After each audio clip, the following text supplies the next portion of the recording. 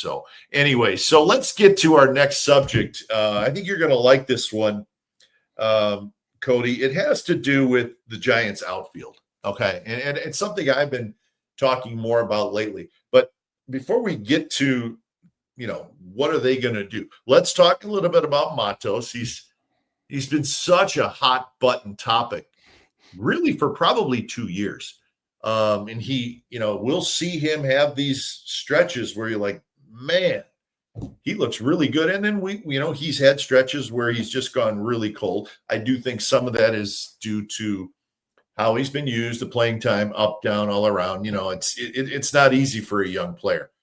I said a couple weeks ago, one of the things I wanted to see from the Giants in the final 6 weeks was pick a young outfielder and play him every day.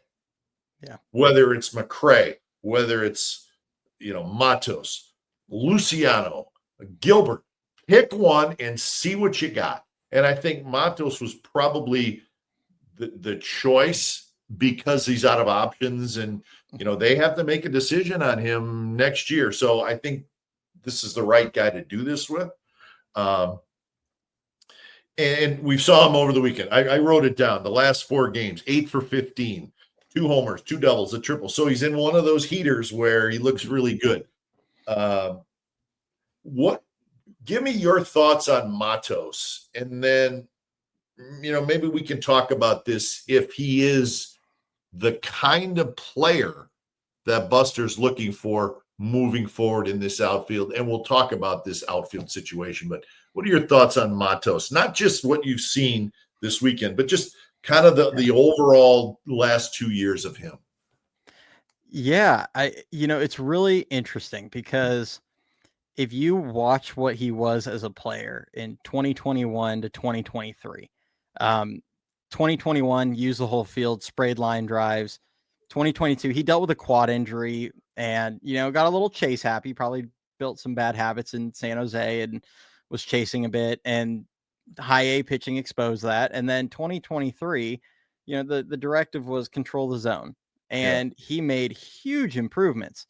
And that's why he absolutely torched AA, AAA, and got up to San Francisco. And as a 21-year-old, had a 250 average, and clearly needed to add a little strength. He needed that little extra oomph on the ball as he hit it, but he showed how he could develop into a really good high average, high contact, potentially high on base, because the average would carry that, but with some decent speed. And then he adds the weight in before 2024.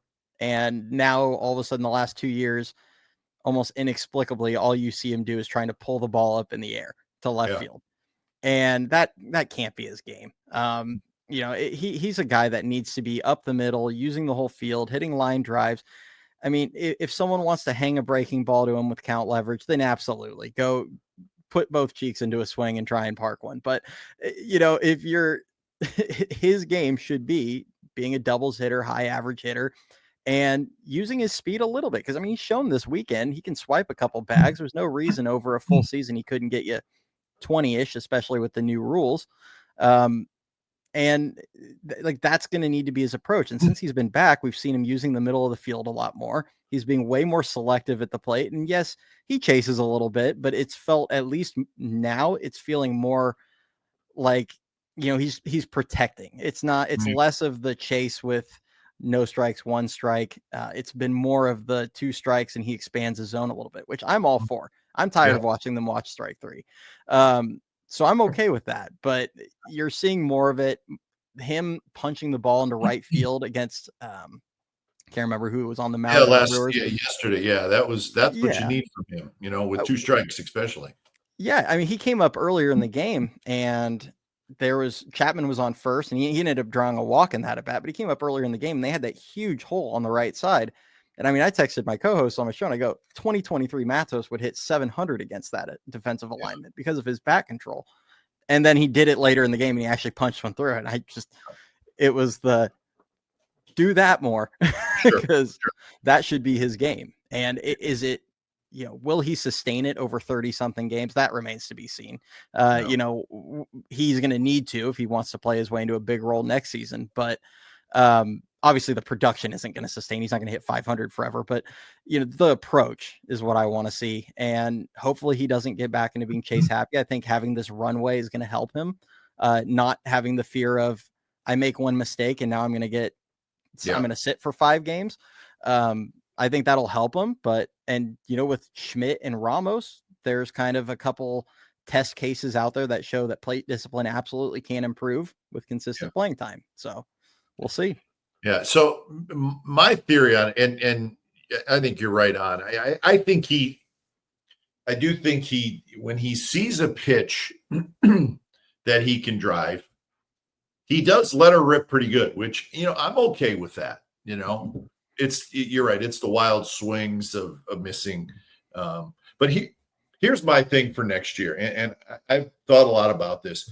I think the Giants outfield needs to be, I don't want to say completely redone, but it needs to have a different look. And let me explain it, because I don't want it to sound like I'm nobody's any good and let's trade them all. That's not what I'm saying. But I think you need to look at, first of all, Jung-Hoo Lee's not going anywhere, right? Long contract. He showed some improvement this year. He's going to be there. But I think we need to be open to the idea of, hey, you know what? Maybe Jung-Hoo Lee plays right field.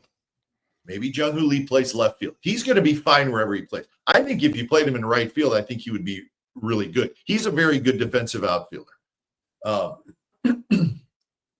I would like to see some type of, probably a center fielder that catches everything, that's got good speed, that's a disruptor, that causes havoc, that drives a pitcher crazy. I think that's the kind of player that the Giants need.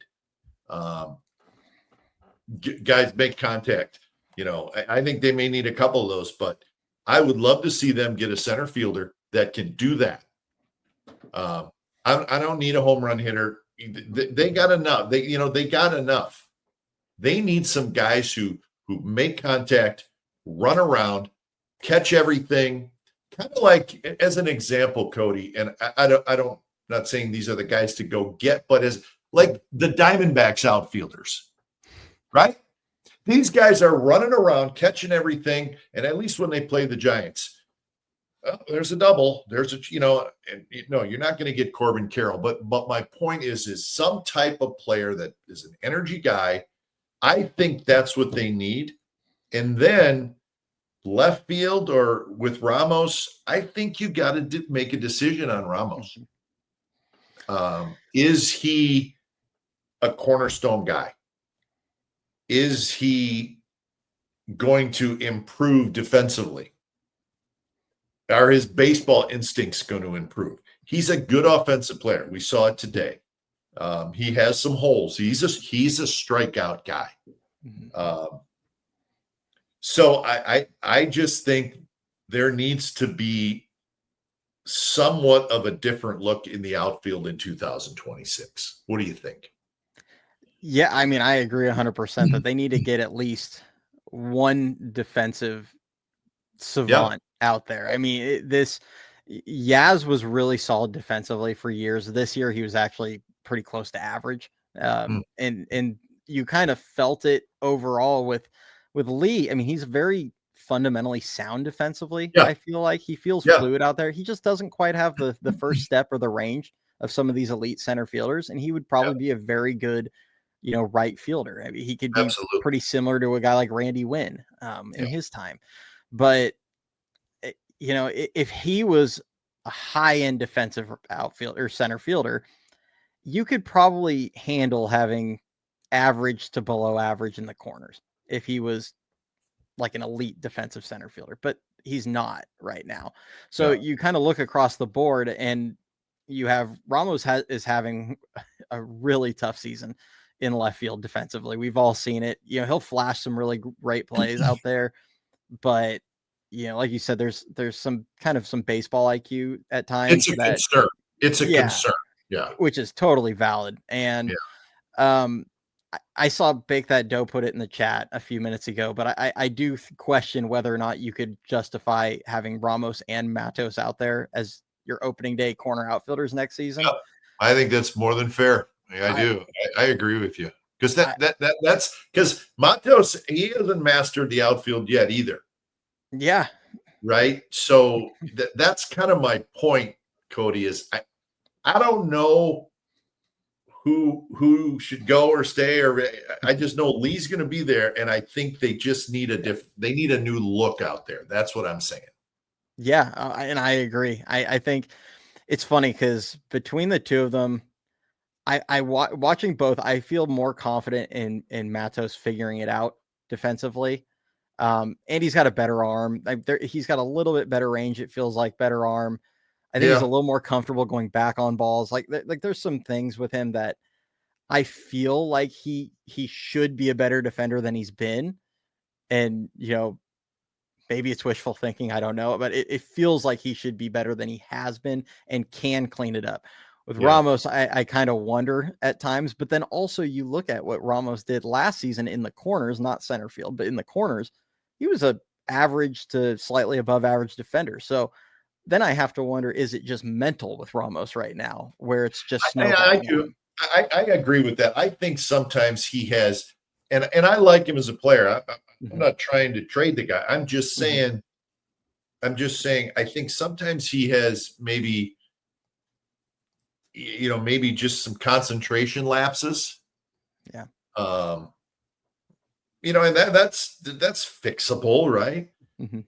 But I also think Cody is, if you're looking for something else, a different kind of player, he is still an attractive player to other teams because he's not going to cost you anything next year. He's not arbitration eligible for 27. We're talking about Ramos. Mm-hmm. He's got offensive skills.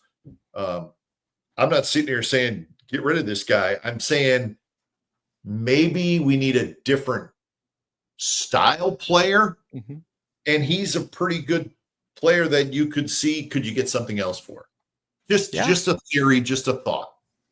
I think it's totally legit, valid point. Because I mean, there might be another team out there that doesn't have, a Rafi Devers with a Bryce Eldridge waiting in the wings, blocking up DH potentially for the next 6-7 years. There might be another team that can say, hey, we'll try him, and if he just doesn't, progress back to being at least average, we'll just stick him at DH. It's fine. Yeah. The Giants don't really have that luxury given the park they're playing in.